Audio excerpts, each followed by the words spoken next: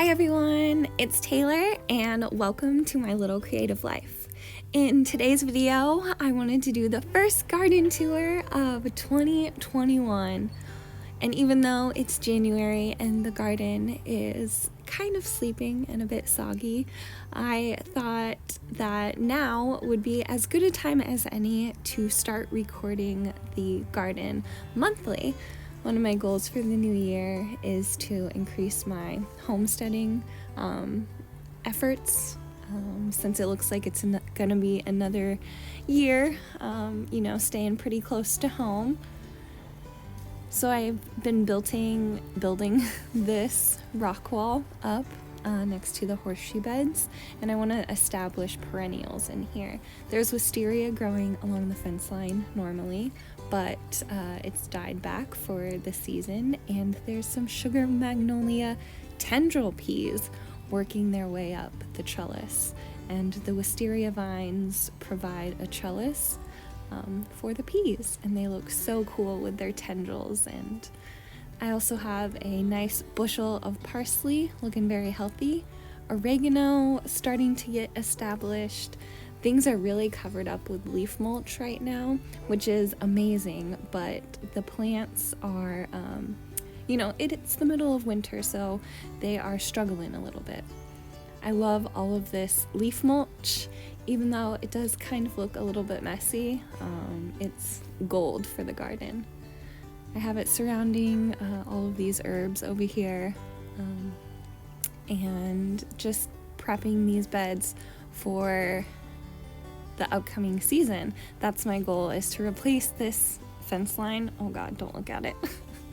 And work these beds, because this last season just volunteers came up there, all of these volunteer tomatoes and blackberries, and this tomato is vigorous and healthy, so I've just propped it up on a ladder and it's grown all the way up the ladder.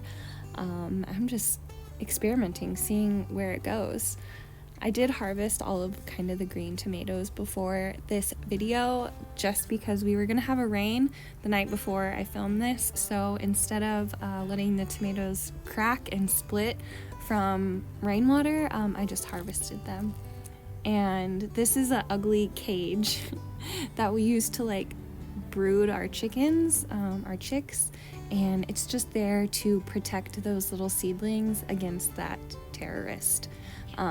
We do have rats, which is kind of the ugly truth about, having chickens or living where we do, just life, the ugly truth about life.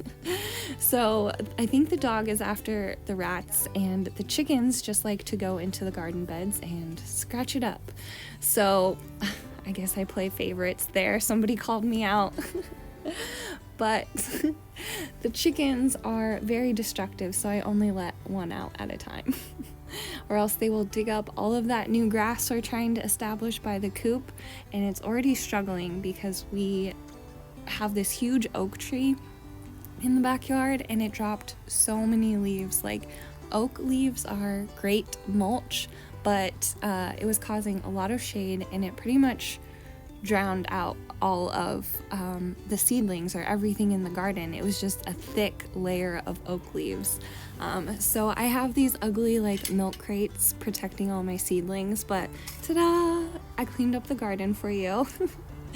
And I thought we would do a little tour of the potager, what I'm calling it, just because I have some geometric raised beds and a mixture of vegetables and perennials.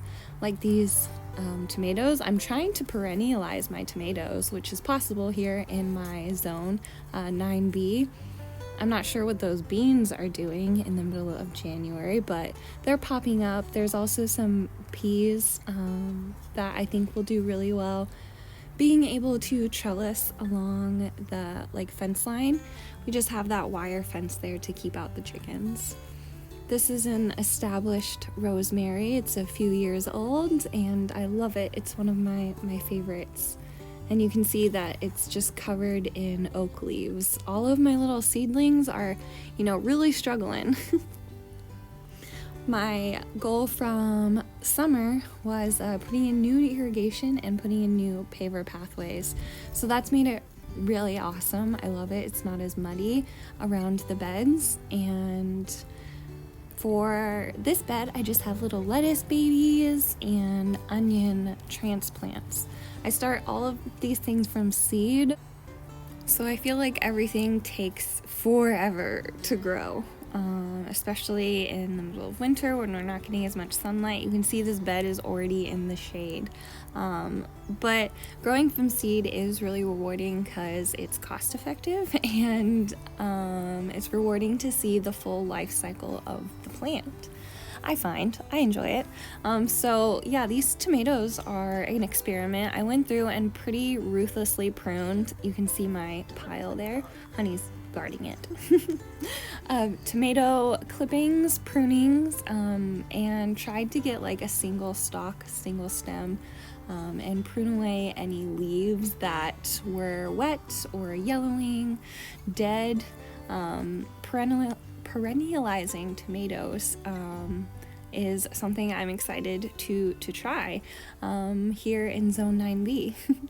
I stuck a bunch of like fall crops like cabbage and kohlrabi and broccoli. I did not label them, so they're mixed together. Ugh, it's a nightmare. They're mixed in everywhere. Anywhere there's space, I just try and pop in extra vegetables. Even in the walkways, I'm trying to grow lettuce, and I let like moss and clover just grow. I like how it looks spilling over the bed.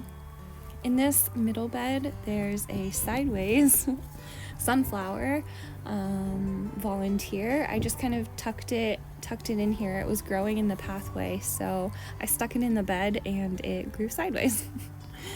A bunch of little lettuce babies popped in underneath the trellis. On the trellis, there is still a tomato.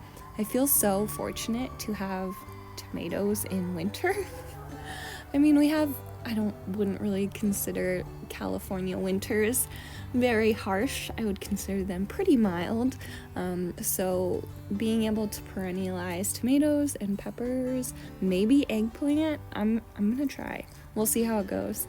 Warm, loving crops like that, so far have been, successful in my growing zone. Things like carrots and these fall crops like broccoli, Brussels sprouts, kohlrabi. Did I say carrots?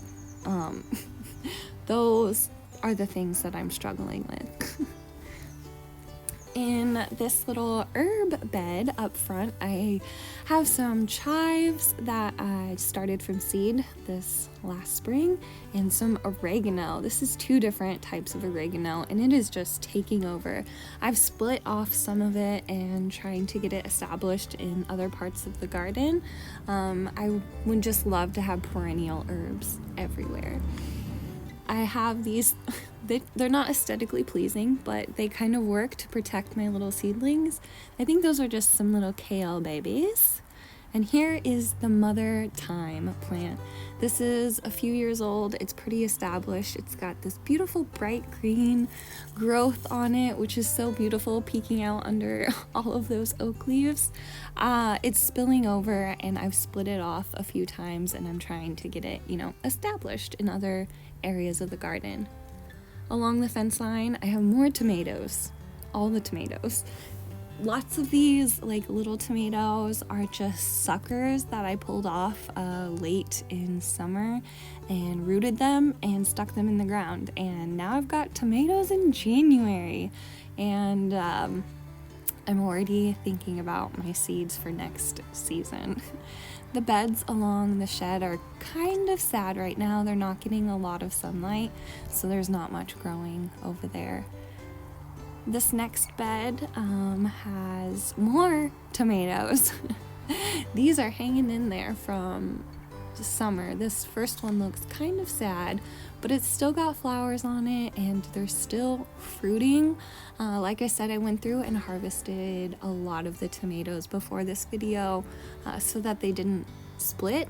I'd rather harvest them underripe, especially when we have sporadic rain, than overripe, because once they're overripe, they're not really usable.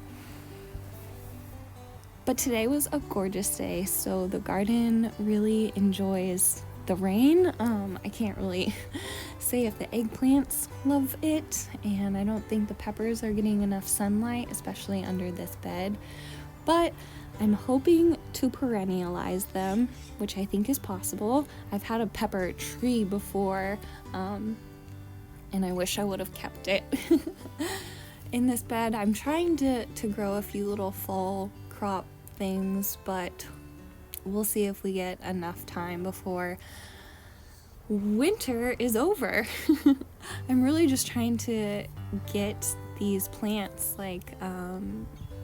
through the next month. Honestly, my last frost is estimated February 1st, and it's already January 6th or 7th. It's the first week of January. So I only have to get my plants through another few weeks, and then it's honestly gonna start getting warm here in Zone 9B, California. The weather is so nice here, and I feel like I have to garden around summertime when it's super hot and we have wildfires and it's just too hot to grow anything.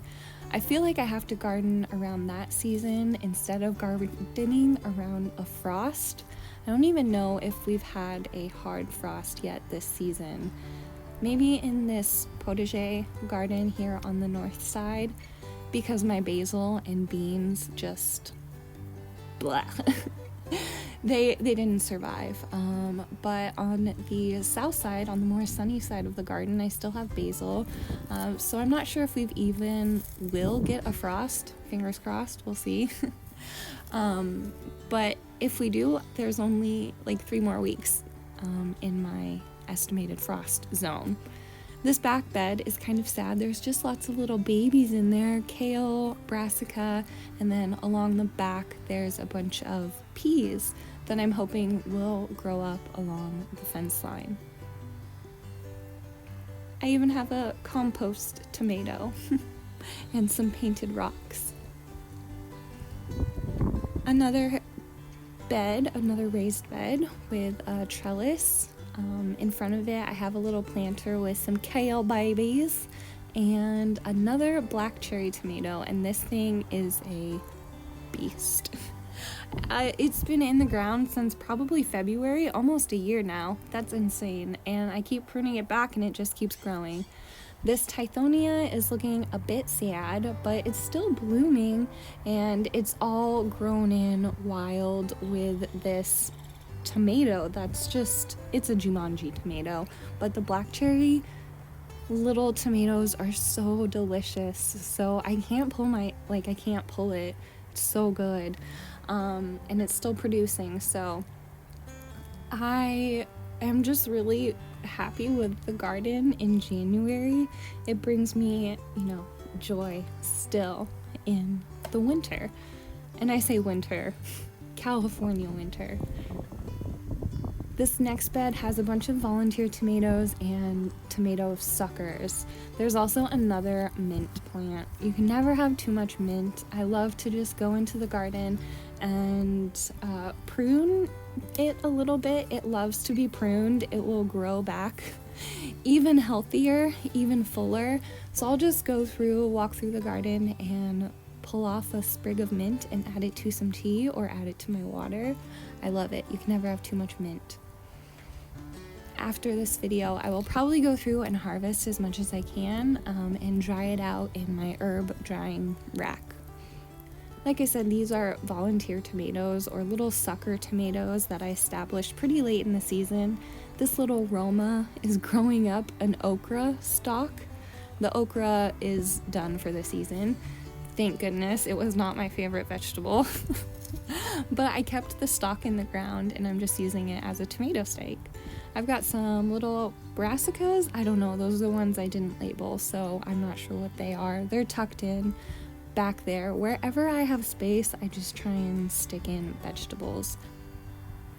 I'm not sure if this is the best technique, but gardening is such a learning experience and such an experiment, and I just try and be mindful of spacing and companion planting, succession sowing, and maintaining soil health when I plant things. So that is how the south side or the north side garden is, the potager. I thought I would take you over to the north side where more is happening this season. We got a brand new fence.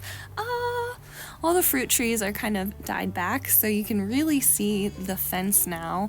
I've been working on a dog barrier slash planting area.